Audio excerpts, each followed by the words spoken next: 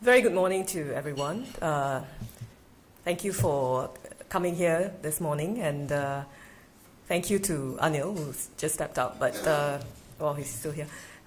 Very interesting talk by Anil. I think he's put it very well, and he's given us all a snapshot of what we can expect in the future with the BAPS initiative, with the various governments getting in onto the act and having their own particular schemes, tax arrangements to counter the various tax planning arrangements that many multinationals would have put in place.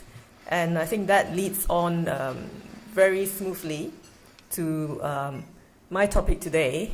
And as Anil had already said and explained in great detail, transparency and substance are two words that are going to be repeated, very often in the coming months and years, and it's the two words that we'll have to deal with, in many ways.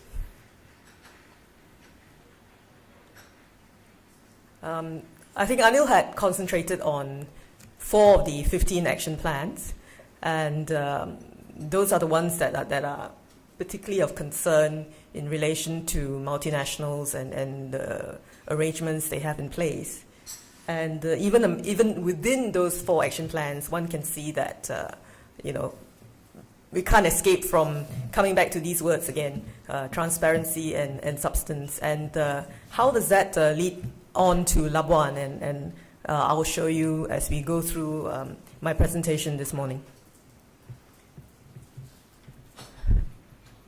This may be a little bit of a repetition, but transparency basically is to ensure that reliable information is made available to the authorities as and when they require it. And where substance is concerned, that actually speaks for itself. It means that you need for there to be substantial activity to be undertaken, and not just purely, a shell with nothing done in a particular jurisdiction. So moving forward, in carrying out transactions, there will be companies looking for jurisdictions that can offer them transparency and substance.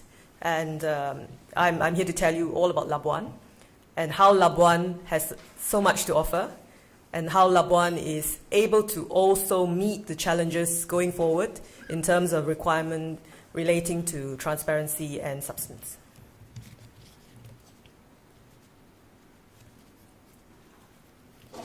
Just a little geography before we go into the substance of the matter. Labuan, I'm sure you all know, because Labuan has been around for 25 years, that Labuan is an island in Borneo, just off Sabah, very close to Kota Kinabalu. And Labuan is part of Malaysia, but it's a federal territory on its own. So it's not governed by any state government, but is actually under the purview of the federal government sitting in Putrajaya.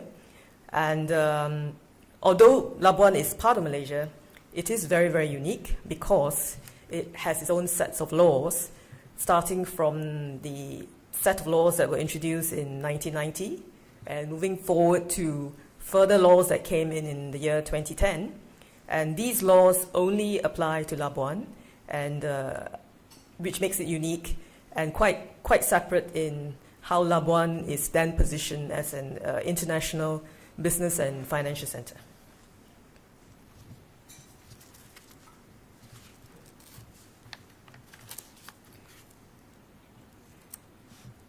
Amongst the many things on offer in Labuan, I think one of the biggest advantages that Labuan has to offer is its tax system. I'm sure you all are aware, but perhaps just to go through it very briefly, Labuan offers a very consistent, very easy to understand tax system where a very low rate of tax applies. And in addition to the low rate of tax, options are also given to Labuan entities as to, which particular tax option they want to avail themselves of. The tax act that applies in Labuan is called the Labuan Business Activity Tax Act. And under this tax act, it provides that if a Labuan entity carries on Labuan trading activities, then the Labuan entity would be charged to tax at a rate of either 3% on its audited net profits, or it could elect to pay a flat tax of 20,000 ringgit. And this is at the option of the entity itself. So regardless of the amount of income that the entity is making, it can opt to just pay this 3% of its net profits, or it can opt to pay this 20,000 ringgit. So the option is given to the entity. But if the Labuan entity is actually carrying on a Labuan non-trading activity, and this is defined as purely the holding of investments, whether it's in the form of securities or shares or loans or even property, rental income on its own behalf, then there's actually no tax to pay at all by this Labuan entity. So as I said earlier, the biggest advantage of Labuan is its tax system. So you can opt to pay 3% or 20,000, or if your activity is purely the holding of investments, there's no tax to pay at all. But if your entity in Labuan carries on a mixture of both types of activities, so if you have trading activities as well as non-trading activities, then you would come under the category of trading, and you wouldn't have the option of not paying tax, but you would have to pay either the 3% or 20,000. And earlier, I had said that if you're carrying on non-trading activities, then there's no tax to pay. So the definition of non-trading activities is set out in the slide. So the definition of trading activities is basically the opposite of everything that that doesn't come under non-trading. So if your activities involve, whether it's management activities or actual trading activities, as long as it's not the pure holding of investment, then it would be considered to be trading activities, and the tax of 3% or 20,000 would apply. The bigger requirement before Labuan entities can enjoy this special rate of tax in Labuan is that it must be carrying on a Labuan trading or Labuan non-trading activity or in Labuan in a currency other than the Malaysian currency by the Labuan entity with non-resident or with another Labuan entity. So basically, it's intended that the Labuan entities would carry out their transactions, their activities in a foreign currency, not in ringgit, and they're meant to be doing these activities with non-residents. So it's not meant for a Labuan entity that's purely carrying on activities with other Malaysian companies. And if you do that, then you won't fall within the definition of Labuan trading or non-trading activity, and you won't be considered to be carrying on a Labuan business activity. So if that happens, unfortunately, you won't get to enjoy the special position income in terms of the taxes you need to pay, but you would then fall under the Income Tax Act. This is as I've said earlier. So this is what you need to ensure in terms of the Labuan entity. The third option, besides the 3%, besides the 20,000 ringgit, besides the not paying any tax, the third option open to a Labuan entity is actually, although you may be carrying on a Labuan activity, you may then actually elect irrevocably, once you've elected, to be taxed under the Malaysian Income Tax Act instead. And, the question might be, why would anybody want to do that? Because, of course, under the Income Tax Act, you will see that the current corporate tax rate is 24%. So if you're a normal Malaysian company carrying on your activities in the rest of Malaysia, in Kuala Lumpur or Penang or the rest of Sabah, your income will be taxed at the underlying rate of 24%, which is, of course, a lot higher than the 3%. So why would a Labuan entity in Labuan make this election to be taxed under the Income Tax Act and not enjoy the 3% rate? One of the reasons is because Malaysia has entered into over 70 double tax treaties with various countries all over the globe, from many of the countries in Europe to Asia, to the Middle East, to South America. So one of the reasons why a Labuan entity might end up opting to be taxed under the normal Malaysian Income Tax Act instead of enjoying the low tax regime in Labuan is because they want to make use of the double tax treaty. And maybe as a precursor to the initiatives that we've seen being taken under BAPS by the OECD, some of the treaty partners of Malaysia had taken the position that if the company concerned is a Labuan entity which had enjoyed very low tax rates in Labuan, then they should not be entitled to the benefits under the double tax treaty.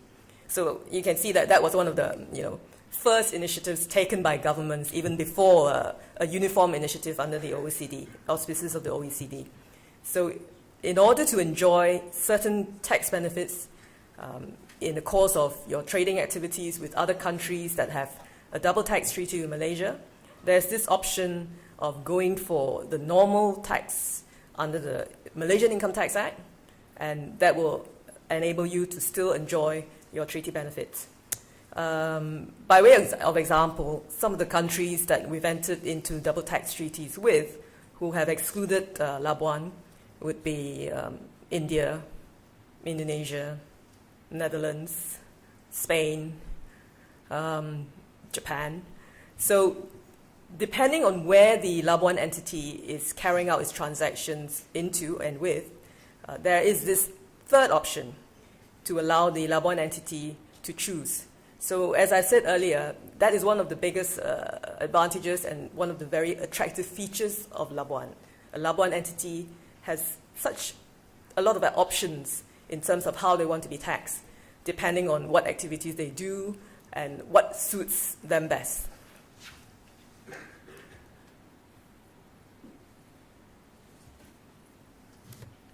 Of course, besides the corporate tax that is paid, one of the other types of taxes which entities will always have to be concerned about is withholding tax. So whenever you have activities that involves a company in one country with a company in another country, then the concern is always, is this a type of activity that will lead to withholding tax? And in Malaysia, we have withholding tax on all the types of payments I've set out. And additionally, of course, there's also lease rentals.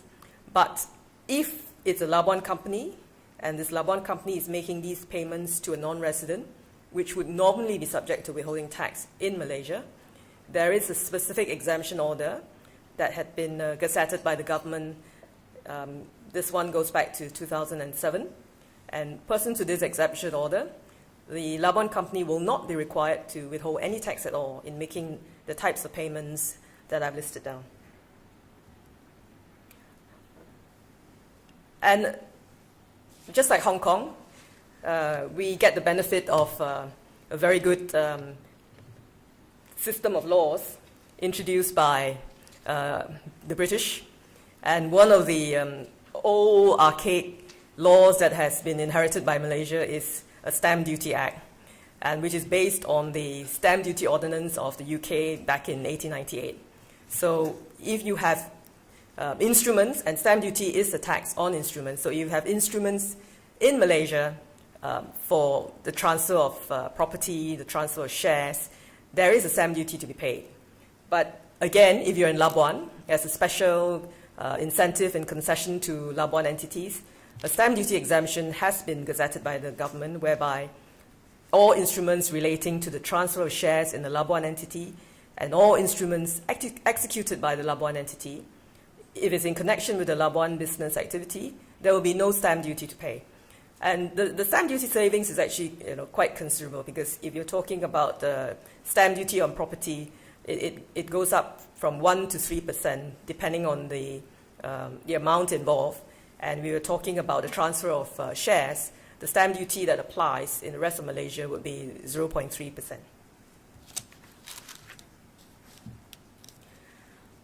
Malaysia is actually a country that has very simple tax provisions and very straightforward types of taxes that you have to pay. So, of course, the corporate tax, income tax, and stamp duty that I mentioned earlier. But there is no inheritance tax in Malaysia. There is no estate duty. And we really don't have capital gains tax. So the only type of capital gains tax that we have would be real property gains tax. And that's only on any gains from disposal of real property or shares in a real property company. So similarly in Labuan, there is no inheritance tax or estate duty for any individuals in Labuan, and of course there's no capital gains tax besides RPGT. Another major advantage of Labuan is, besides a company that you can incorporate in Labuan to carry out your activities, there are also a whole range of different types of entities that can be used to carry out activities in Labuan. And I've listed them out. You have, as stated in the list, Labuan Foundations, Islamic Foundations, Labuan Trusts, Islamic Trusts, Limited Partnerships, Islamic Partnerships, and Limited Liability Partnership as well. One of the very unique things about Labuan is that, as I mentioned earlier, it has a set of laws that only applies to Labuan and not to the rest of the country. And just like Hong Kong, Malaysia had inherited its judicial system and its set of laws from the British, and we're a common law country. So the concept of foundations is something which is totally alien, because a foundation is basically a civil law concept, which you will find in European countries that follow the civil law system, like in France. And of course, Luxembourg is one of the famous jurisdictions that offer foundations. So if you go to a common law system, like Malaysia, like Singapore, like Hong Kong, and like the UK, you will not have this entity called a foundation. A foundation is something like a trust, but it's more structured, and it's actually a legal entity, unlike a trust. So in all the common law systems, in terms of preservation of wealth, in terms of estate planning, the entity that a lot of people would go for would be a trust, and that's a concept that is clearly understood in all the common law systems. So a foundation is a different type of entity altogether, different type of animal. And you would not be able to have that in a common law system, except that in Labuan, uniquely, because of a specific act that came in 2010, which is called the Labuan Foundations Act, you are now able to have a Labuan Foundation in Labuan. You can't have it in the rest of Malaysia. There's no such thing in the rest of Malaysia. But in Labuan, you can now set up a foundation to carry out activities as an alternative to a company, as an alternative to a trust. So that's, again, a very unique feature of Labuan. So, as I just mentioned very briefly, a Labuan Foundation is a legal entity, just like a body corporate. So you can sue a Labuan Foundation by its name. It's an entity that exists.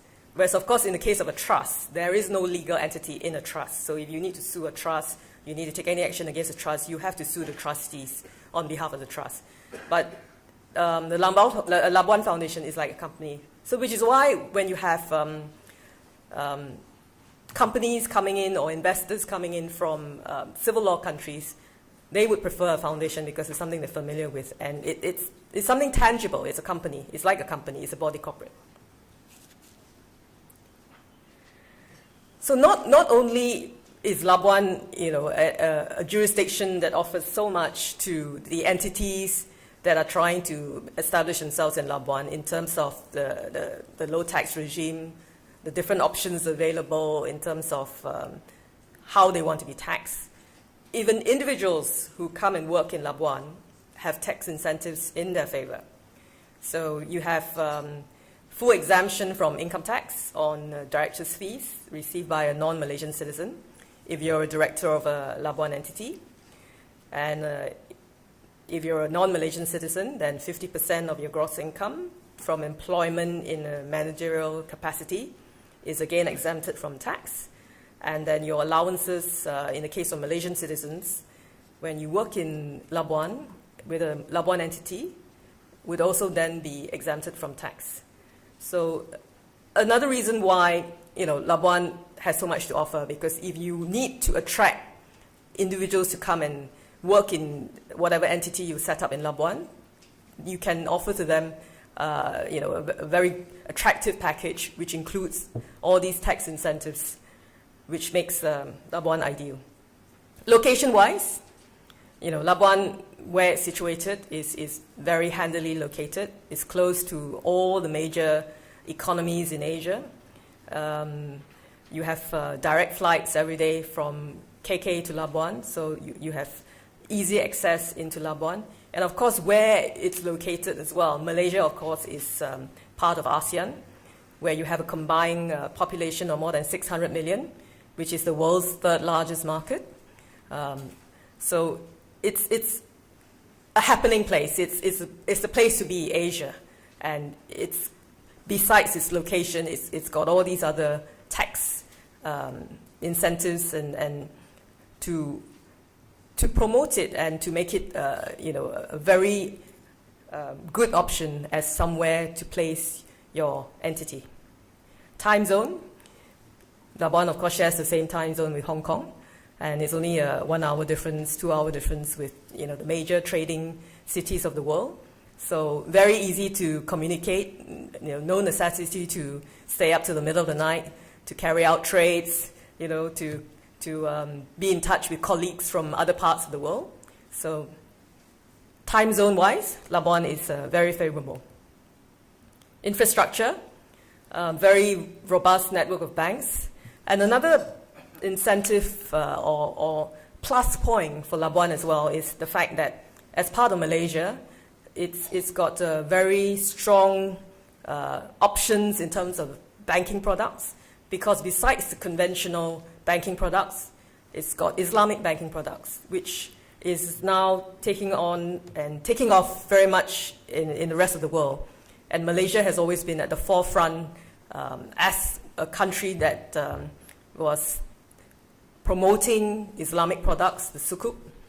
And I think Islamic products actually came into their own after the financial crisis in 2008, Lehman Brothers, with the subprime. Because where Islamic banking products are concerned, you can't have just a derivative. You need proper assets to back the financial product if you're talking about Islamic financial product. So that's another huge advantage of Labuan. Human resource, educated population, widely spoken English can be found in Labuan. And of course historically as well, because Labuan is in the part of Borneo under Sabah. They still speak English widely, and even in the courts in Sabah, which includes Labuan, the language of the courts, unlike in the rest of Malaysia, would be English. So no issues at all with language. Cost of doing business. Well, Singapore, I think, is quite well known for its expensive costs. If you set up any companies in Singapore and you channel any of your business activities through Singapore, I think you'll all be very familiar with how expensive Singapore is.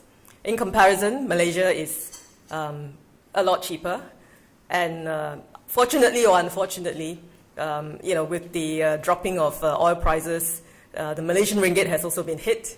So the Malaysian ringgit is actually pretty much at an all-time low. So cost of doing business in Labuan is very low compared to other jurisdictions nearby.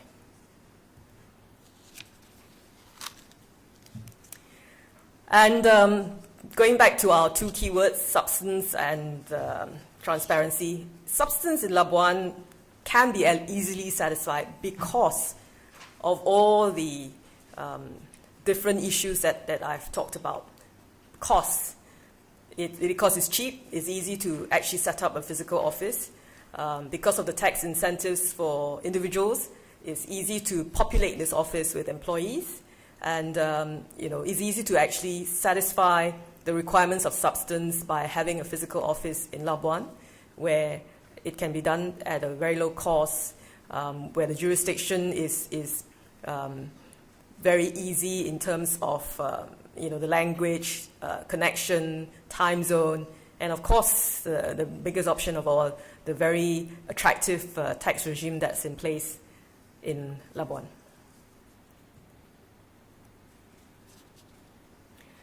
And all the factors and advantages make Labuan an extremely highly touted jurisdiction, because you can have a very tax efficient entity going through Labuan, and it will not cost you very much, and it's easy to manage from wherever you are in Asia because of the proximity and the time zone. Transparency, the other key word that we've heard a lot about today. Malaysia has a very strong exchange of information policy in place, and I think even as Anil had mentioned earlier, Malaysia had signed the Multilateral Competent Authority Agreement. So Malaysia as a jurisdiction is well recognized, well respected, and that covers Labuan as well. So the respect for a Labuan company in terms of the readiness of the authorities to be part of countries in the world that is going to put in place a strong exchange of information policy. The route has already been set, and Malaysia is part of this community. So there will be a strong exchange of information policy involving Malaysia, and this will make Labuan a jurisdiction that is respected and recognized. Of course, there's FATCA, and of course Malaysia has also reached an agreement in substance on the Model 1 Intergovernmental Agreement with the US, so that where transparency is concerned, there shouldn't be any concern, because Malaysia is in the forefront as a partner, as a signing entity to the various schemes that are being put in place to ensure transparency and substance. So that's my presentation today, just to give you a snapshot of why Labuan should be a preferred jurisdiction. And if you have any questions in relation to Labuan, there'll be the three of us together with Daniel and Dato Raymond Wong, who will be more than happy to explain to you and give you more information on Labuan. Thank you. Thank you very much, Ka Im, for your presentation.